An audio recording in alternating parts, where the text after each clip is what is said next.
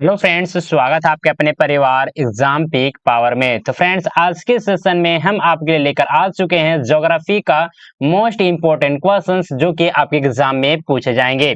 तो अभी तक आप लोग इस सेशन को लाइक नहीं किए हैं तो पहले तो इस सेशन को लाइक कीजिए, अपने दोस्तों के साथ, अपने क्लासमेट के साथ सेशन को ज्यादा से ज्यादा शेयर कीजिए। तो चलिए देखते हैं आज के इस सेशन में कौन सा क्वेश्चन को हम लेकर आपके लिए लेकर आए हैं। देखिए, इस प्रश्न में पूछा जा रहा है भारत के प्रमुख प्राकृतिक वनस्पतियों का संक्षिप्त वर्णन करें। यानी कि भारत में कौन कौन से प्राकृतिक वनस्पति है, इसको हमको क्या करना है तो संक्षिप्त में वर्णन कर कर बतलाना है। देखिए, यहाँ पे पॉइंट बना बना कर यहाँ पे उत्तर इसका यहाँ से स्टार्ट हो जाता है और आप लोग प्रयास कीजिएगा किसी तरह से पॉइंट बना बना कर ही हम आंसर शीट में भी उत्तर लिखें। किसी प्रकार का कुछ भी अगर डाउट वगैरह आपका रह जाता है तो आप लोग इसी वीडियो के कमेंट बॉक्स में आप लोग कमेंट कर दीजिएगा, या फिर आपको मैं नंबर दे दूं 9430702606। आप लोग इस नंबर पे व्हाट्सएप मैसेज कीजिएगा, आपको व्हाट्सएप ग्रुप में भी जोड़ दिया जाएगा। और साथ ही साथ कुछ भी डाउट वगैरह होता है तो आप लोग इस नंबर पे मैसेज कर सकते हैं।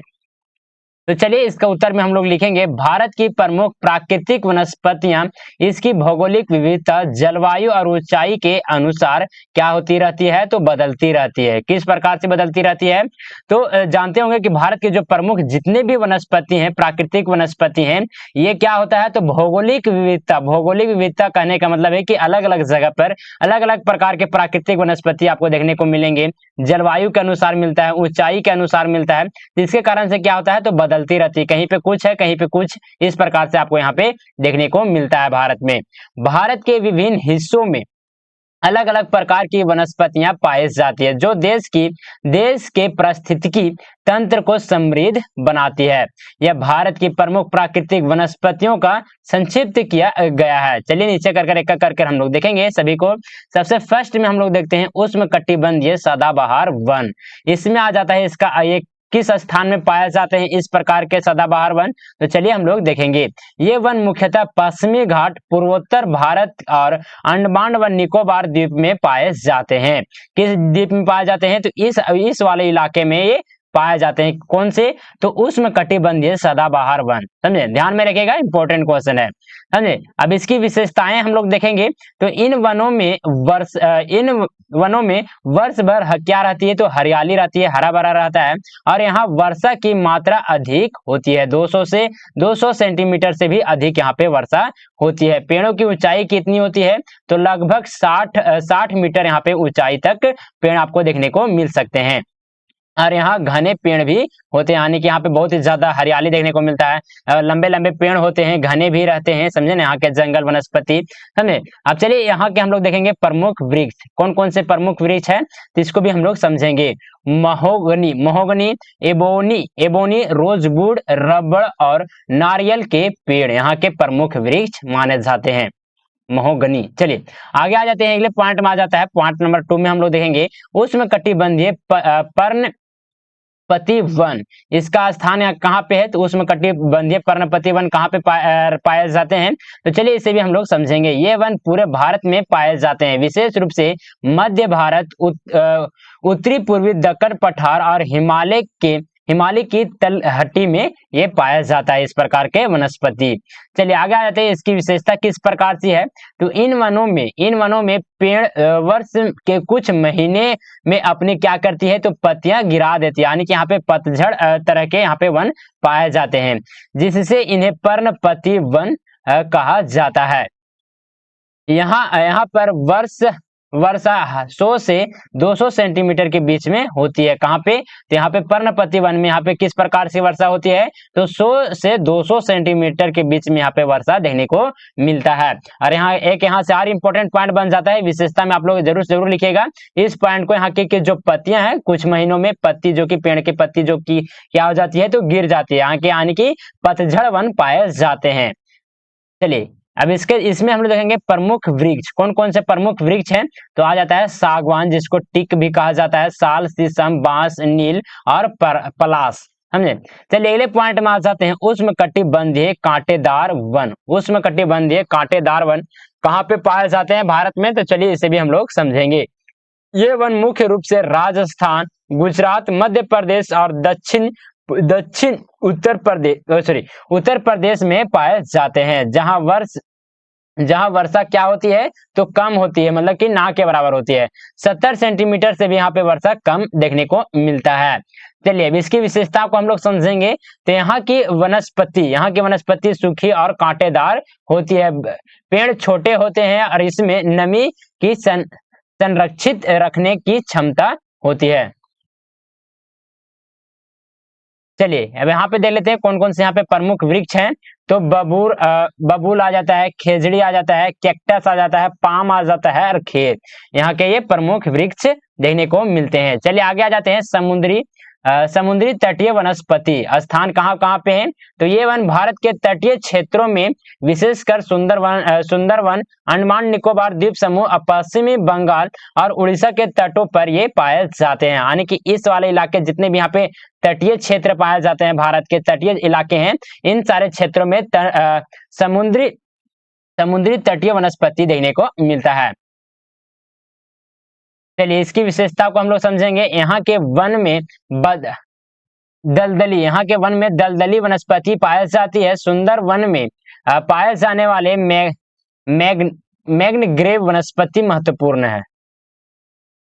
चलिए यहाँ के प्रमुख वृक्ष कौन कौन से हैं। तो मैनग्रोव, सुंदरवन के सुंदरी पेड़, नेक्स्ट में आता है केकरा। चलिए आगे आ जाते हैं, अगले पॉइंट में आ जाता है समशीतोष्ण वन। ये किस स्थान में पाए जाते हैं। तो ये वन हिमालय क्षेत्र में समुद्र तल से 1500 से 3000 मीटर की ऊंचाई पर पाए जाते हैं। विशेषकर जम्मू कश्मीर, हिमाचल प्रदेश और उत्तराखंड में ये इस प्रकार के वनस्पति आपको यहाँ पे देखने को मिलेंगे। अब इसकी विशेषताएं किस प्रकार से है। तो इन वनों में सर्दियां ठंडी होती है और यहाँ पर पत्तेदार और शंकुधारी वृक्ष होते हैं। ऊंचाई के अनुसार वनस्पति भिन्न होती है, यानी कि जैसे जैसे ऊंचाई बढ़ता रहता है उसके अनुसार यहाँ पे क्या होता है, तो वनस्पति में अलग अलग प्रकार के वनस्पति देखने को मिलते हैं।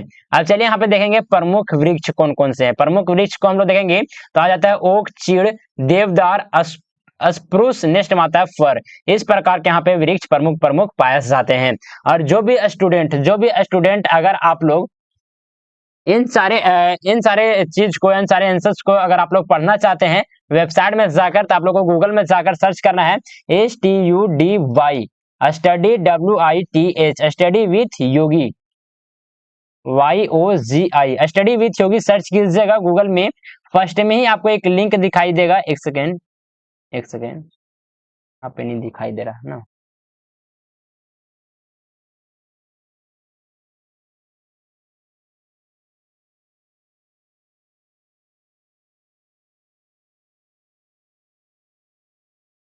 देखिए गूगल में जाकर सर्च करना है study with Yogi STUDY WITH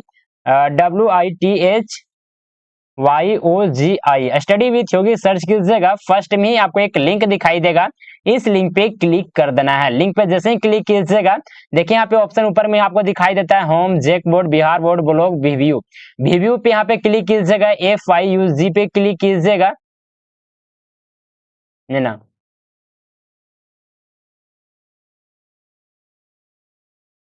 थोड़ा सा इसमें कुछ मिस्टेक आ रहा है, समझे ना। आपको मैं बता दूंगा यहाँ पे किस प्रकार से जाना है नेक्स्ट वीडियो में। थोड़ा सा इस वीडियो पर मैनेज कर लीजिएगा। स्टडी विथ योगी में ही VVU में जाकर ही सेशन में आपको मिलेगा। थोड़ा सा इसमें गड़बड़ चल रहा है, समझे। चलिए अगले पॉइंट में आ जाते हैं। पॉइंट नंबर 6 में आ जाएंगे। इसमें हम लोग देखेंगे हिमालयी अल्पाइन वनस्पति। यह किस स्थान पे पाए जाते हैं। तो यह वनस्पति हिमालय के ऊंचे पर्वतीय क्षेत्रों 3500 मीटर से ऊपर पाई जाती है। इनकी विशेषताएं किस प्रकार की है। तो यहाँ का वातावरण ठंडा और कठोर होता है। सर्दियों में यहाँ की वनस्पति बर्फ से ढकी रहती है। यहाँ के प्रमुख वृक्ष कौन कौन से हैं। तो बर्च है, जूनिपर है, नेक्स्ट में आता है रोडोडेंड्रॉन है, चारागाहों की घास है। चलिए आगे आ जाते हैं। अगले पॉइंट में आ जाता है घास का मैदान। घास का मैदान कहाँ कहाँ पे पाया जाता है। तो घास के मैदान मुख्य रूप से भारत के मध्य और पश्चिमी क्षेत्रों में पाए जाते हैं। इनकी विशेषताएं किस प्रकार से है। तो यहाँ घास की प्रमुखता होती है और वृक्ष की संख्या कम होती है। यह क्षेत्र सूखे और अर्ध सूखे जलवायु वाले होते हैं। यहाँ की कौन कौन सी प्रमुख वनस्पति है। तो बबूल हो गया, खैर हो गया, छोटी घासें हो गए। यहाँ के ये प्रमुख वनस्पति देखने को मिलते हैं। चलिए हम लोग निष्कर्ष इसको देख लेंगे। इस क्वेश्चन का निष्कर्ष में हम लोग क्या लिखेंगे, तो भारत में प्रमुख वनस्पति की विविधता यहाँ के जलवायु, भूगोल और ऊंचाई के आधार पर क्या होती है, तो बदलती रहती है। विभिन्न प्रकार की वनस्पतियां भारतीय पारिस्थितिकी तंत्र और कृषि के लिए क्या है, तो महत्वपूर्ण है, समझे। और यहाँ पे देखिए बहुत सारे क्वेश्चंस यहाँ पे तैयार कर लिए गए हैं आपके पेपर का। तभी तक आप लोग इस सेशन को सब्सक्राइब नहीं किए, इस चैनल को सब्सक्राइब नहीं किए हैं, तो आप लोग इस चैनल को जरूर से जरूर सब्सक्राइब कर लीजिएगा। इससे पहले वाले जितने भी अगर वीडियोज को अगर आप लोग नहीं देखे हैं तो इसी वीडियो के डिस्क्रिप्शन बॉक्स में चले जाइए, वहां पे प्लेलिस्ट का लिंक मिल जाएगा, सीक्वेंस आ जाएगा, आप लोग कंप्लीट तैयारी कर सकते हैं। इस पेपर का लगभग यहाँ पे आपको 15 से लेकर 20 यहाँ पे क्लास आपको दिए जाएंगे। अगर आप लोग कंप्लीट वॉच कर लीजिएगा तो आपको इससे बाहर एग्जाम में एक भी क्वेश्चन नहीं देखने को मिलेंगे। तो चलिए सेशन कहीं पर एंड अप करते हैं, मिलते हैं आप लोग से अगले सेशन में। तब तक के लिए जय हिंद, वंदे मातरम।